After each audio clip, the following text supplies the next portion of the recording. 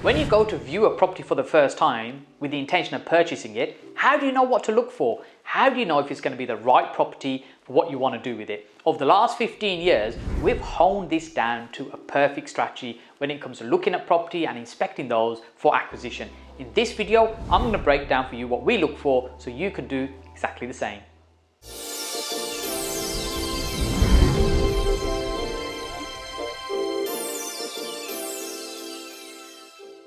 If you're watching my videos for the first time, my name is Saj Hussain, and on this channel I share with you my 15 years of property investing experience to ultimately help you get further faster in your own property investing journey. When it comes to inspecting property, when we go out looking at property for the first time with a view to try and purchase it, we want to be able to assess and get all the key bits of data together in order really to be able to make a solid decision if it's going to be the right one for us. Now, sometimes people say, well, the bank's going to go and send their surveyor, so I just need to have a quick look around it. If it seems okay, job done. The bank surveyor will have a look. But remember, the bank surveyor are there to do a certain type of inspection, and their job is just really to make sure that the lender's money is going to be safe when it's secured against that property. It's worth approximately what you're saying it is when you do that purchase. And if they ever, God forbid, have to repossess it, that the bank are going to get their money back. That's really what the lender's surveyor is there to do. But your job when you're inspecting the property is to make sure it's going to work for what it is that you want to do. Before we actually go out and inspect the property, there are 4 key considerations that we need to think about.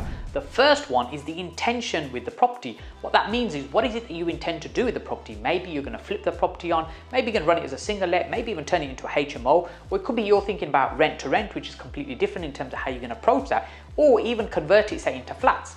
Now, each one of those strategies means that you will view the property in a different way because of what you're going to do with it. So the level of work and what's required and what your outcome you're trying to achieve will be different as well. The second consideration to bear in mind is the amount of work that the property might require versus how much work that you're willing to do. So for example, it may just be a light refurbishment or a medium refurbishment or even quite a heavy refurbishment. So a light refurbishment, for example, would be maybe redecorating, changing the floor coverings, new carpets, just freshening it up and making it ready to use. And that might be a single let property which doesn't need a huge amount of work and you're good to go. Then on the other hand, you might do a medium refurb. Let's say you're going to flip the property on. It might be that you're going to fit new kitchens, new bathrooms, possibly change some windows as well, maybe put a small extension on the back. So you're doing quite a bit more work than you would say on a light refurbishment. On the other hand, you might be going with a heavy refurbishment. For example, you're going to gut the property out completely because you want to turn it into a 6-bedroom, 6-bathroom HMO. That means an extensive amount of work that needs to be done. It might even be a loft conversion that needs to be done in that as well. So there's a lot more work involved. Now, each strategy may require a different level of work, so when you're looking at the property, you want to be thinking about how much work it may require versus how much is it you're willing to do. Hey, if you're enjoying this content, then make sure you smash that like button and subscribe to the channel. It really helps us out in terms of getting this content out to more people. And make sure you watch all the way to the end because I'm going to share with you 4 bonus tips that you really don't want to miss. The third consideration is, who is it that's actually going to meet you at the property to carry out the viewing with you? So when you're there to inspect that property for the first time, is it the owner of the property that's going to meet you? Is it maybe a tenant that's in the property that's going to meet you? Is it the agent that's going to meet you? Is it an experienced agent, or maybe it's just the Saturday boy who just opens the door from the agency and says, hey, I'll go and have a look. So either way, you need to understand what amount of information that they may be able to give you. So for example, an owner of a property is probably going to be the best person. They're going to be most knowledgeable about the property. Let's say it's tenanted. The tenant will be able to give you a good amount of information in terms of how the property is being kept and any issues that they've had with the property. The agent is there to sell the property. They'll have some information, but probably not as much as that you maybe want. And let's say if it's the person that's a junior from the estate agency that's doing the viewings, then there's probably very little information you're going to be able to get out from them. So it's knowing what sort of things that you want to ask when you meet them, and are they going to be able to answer those type of questions. So for instance, if there's a conservatory at the back, when was that conservatory built? Has there been any issues with it? The owner is going to be the best person to answer those questions as opposed to the estate agent. The fourth and final consideration before you actually go out and inspect the property is thinking about how much research are you going to do beforehand. So are you going to do thorough research online in terms of the type of property, what you can find out about it, and then go and view the property and maybe do a little bit more research before you make a final decision if it's going to be the right one for you? Or alternatively, what you might do is go out and just look at the property first, then decide if you think it might be suitable, then go and do much more thorough research. Our preference tends to be we like to do a little bit of research beforehand, so when we go out to carry out the inspection of the property, we've got a bit of a gauge of what it is that we might be looking for or what might be going into. So for example, we can look at some of the neighbouring properties, some of the area, just get a really sense for what type of properties are there, what kind of prices they've sold for, anything that might, for example, have gone through auction, and any information we can get there. We might be able to even download more detailed information such as the searches that may be at the auction. It really depends how much research you want to do beforehand. Generally speaking, we'll do a little bit of research beforehand. If it looks like it's the type of thing we're interested in, we'll go out and do a viewing. We'll do a more thorough inspection there, which I'll go through with you in a moment. And then we'll come back and we'll do some number crunching. We'll do a little bit more online analysis and then make a decision if it's right for us. Before we go out to view the property, we make sure we've got our checklist with us. This is a document that we've compiled over the years and tweaked and improved, and a little bit of a guide for us just to make sure we don't miss anything. When we approach the property, the first things we're looking at is the externals. What's the property look like? We're looking across the top of the roof. Is it straight? Is there anything odd on the roof? Is there any sort of tiles missing? Is it bowing in any way? And really, if it's something you're not experienced at looking at, are you looking at a roof carefully to try and gauge it? What you can do is look at some of the neighbouring properties of similar properties to see how the roof appears there and how it appears across on this property. And can give you a little indication if something just looks a little bit odd. And then the windows, making sure they're all straight, the doors are all straight, and just the outside external, the brickwork, it's not starting to deteriorate, and if it's rendered, the render is still in good order. And remember, you're not doing a thorough inspection here. What you're doing is quick glance just to make sure it looks okay and there's no obvious signs of problems. When we're looking at the property from the externals, and even when we get inside as well, a lot of this is really about looking at the condition of things, what type of condition the finishes are in, and see if they need any work. Are they serviceable? Are they beyond repair? Do they need to be replaced? Do they need to be modernized? So for example, if there's old wooden sash windows, maybe that's a nice character feature and you want to restore those. That's going to be significantly more expensive than taking them out and say replacing them with cheaper modern plastic UPVC windows. So these are things that you will need to take into consideration, as I said earlier, with the intention of what it is you want to do with the property. So that depends on how much information you're capturing right now, but really it's about the condition of things that we're focusing on. When we get into the property, there are 10 key things that we're looking for. Now let's break these down. The first one is the electrics. We're going to look at the electrics to just get a gauge for how old they might be, because hey, let's face it, you're not an electrician. You're not going to do a detailed analysis. Really, it's just getting an overview of the age. Does it look like serviceable? Does it look like something that might need to be replaced? Now, sometimes we might not know what we're looking at. So the modern consumer units come in a metal box, which is the more recent regulations, but many properties will probably not have these. They'll be older, either plastic ones or the very, very older ones prior to that as well, often with a black box and big fuses on there. Now, if you're not sure what you're looking at, the best thing here should be doing, it should be taking a photograph of these various things as you're going around looking at things, so that you can get a second opinion on these things afterwards as well. And often you might find there's a modern electric meter that's say got a smart meter there, and you assume, oh, it must be quite new because it's got a smart meter. So you may still have a smart meter, but the electrics could still be quite old. So that's the first thing we're looking at. We're looking at the electrics and how much work that may be required in terms of doing that. The second thing I'm looking at is the heating system, just to get a gauge for what it is that may be required there, how serviceable it is or how recent it might be. So the boiler is the first port of call there. Looking at the boiler, looking at its age, how modern or old does it look. You can quite often do a Google on the model number just to see how old it might be, or the alternative really is again to get a picture of it, maybe send it across to a boiler engineer to get a gauge from them in terms of how old is this boiler, are they generally serviceable. Also, when you're looking at the radiators, you're looking to make sure they're not leaking, there's no rust on them, and on the valves that they look like that they turn okay and they're not too old in terms of the style and appearance. This will give you an idea of how old the heating system might be. Sometimes you might get heating systems that have been partially upgraded, so they might have a new boiler, but the radiators are still the older style of radiators. Now, again, going back to looking at our intention with the property, if we want to do a light refurbishment, a quick decor and move somebody in, then we just want to make sure that the heating system is all working really well, so we're not allocating any money for that. And of course, we want to make sure we run those taps to see that the water pressure is okay and the hot water comes through sufficiently as well. The next thing we're then looking at is the windows. The windows, we want to see, are they serviceable? Do they require any work? If they're the more modern plastic double glazed type windows, we want to be able to swing open those windows and make sure that they open and close okay. There's no issues with any of the hinges, because sometimes appearances can be quite deceptive. Just because they're clean, modern plastic, it doesn't mean that they're actually in good order. So you want to make sure they're all open and closed properly, and that they're all working and in good order. And if they are wooden windows, you need to take consideration whether you might need to change those, or even the older plastic windows that may be the windows don't open and close properly. Sometimes you get a window that's sagging slightly. And is that something that's going to be repaired? Is it worth repairing, or is it just going to be a case of you replace all the windows as well? Again, thinking about how much work it is that you want to do on the property. Number 4 tends to be the one that most people rush to. It's the kitchen. They tend to look at the quality and the finish of the kitchen and how nice it looks and make a decision whether it's going to be a great house. But actually the kitchen, again, you need to think about what you're going to do with the property. You need to open those units, you see how serviceable they are, how many units they are, for what is it that you want to do with the property as well. Is the kitchen the right size for what you want to do with it? Does it require any major structural work in terms of moving things around? Do things appear to be in the right place? Is the sink and the cooker and these various things roughly where they need to be? Is there space for washing machine or dishwasher if you're going to have one? Where's the fridge going to go? These are the factors that you want to be thinking about, because if a property is occupied, it might be that all the appliances are going to go and it's going to look very different once it's empty. And if the property is empty, you've got to think about where all these appliances need to go. And kitchens don't need to be super expensive. Sometimes you can get away with changing the front of the cupboard doors so they can look more modern. But my view is, if you're going to go through that much trouble, you might as well change the carcasses. The cupboards themselves with new door fronts and nice new worktop can make a whole world of difference in terms of the appearance of the kitchen. You don't necessarily have to spend tens of thousands of pounds to make a kitchen look great. It's sometimes a little detail like the tiles, the taps and all these things that can set it off.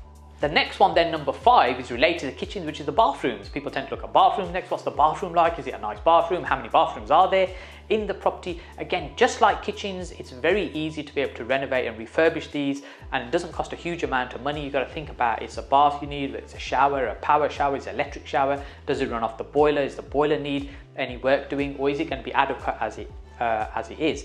And if you are going to try and put something else in that bathroom, for example, let's say there's a bath, toilet and basin, you're thinking about getting a shower cubicle in there, you've got to look at the layout and how that's going to work. And when you start removing items, let's say even if you're going to change the basin and you're going to put a different basin in there, you've got to think about what tiling there might be already behind the wall, on the walls behind the basin, so that what's that finish going to look like when you change it? It's going to be a slightly different place. Now, when you're doing minor light refurbishment, these things are a consideration. If you're doing a medium refurbishment where you're pretty much going to take it all out anyway in a medium or a heavy refurb, then it's less of a consideration. So this is why your intention is really important before you visit the property. You know what it is you're going to do with it, so you know how much work you might be required, because what looks okay to somebody else might look disgusting to one person and may look just fantastic to somebody else, because these things are all subjective. The next thing we look at is the carpentry. Carpentry is all the woodwork around the property. That's the doors, the skirting, the overall condition. If the floors are wood, they're exposed. Wherever we've got wood, we're looking to see what's the condition of that wood. Now, often when we're looking at houses, they're about 100 years old, so we've got to take that into consideration. When they were built, these walls, the roof, the woodwork, that was all put in about 100 years old, and they're designed to last quite a long time. Hey, 100 years later, they're still standing and mostly are serviceable, so they can continue to have a long life yet. So we want to look at how much money we might need to spend on there, because sometimes when you try to do patch repairs, they can be more expensive. And this is especially important when we start thinking about damp as well, because damp is a big problem we have in properties in this country, because generally, you know, it's a moist environment, there's a lot of rain, and if that rainwater doesn't flow away properly, if there isn't a good flow of air within a property, you get moisture and condensation building up, we can get all kinds of damp problems. And there are lots and lots of different damp problems as well. So it's trying to identify where we see an issue, whether it's coming up from the floor, which means there might be water from the outside making its way in, it could be leaking pipes, or whether it's near the top, for example, in a bedroom at the top corner, where it could be there's a roof or a gutter problem where there's water coming in through there. So it's just trying to work out where it is. You've got little black patches on the place, that could just be condensation as well, that might just be wiped away and it just needs more ventilation. But damp is a key problem. Although it's in timber, it can cause a big issue. But when you walk into the property, your nose is definitely a key tool.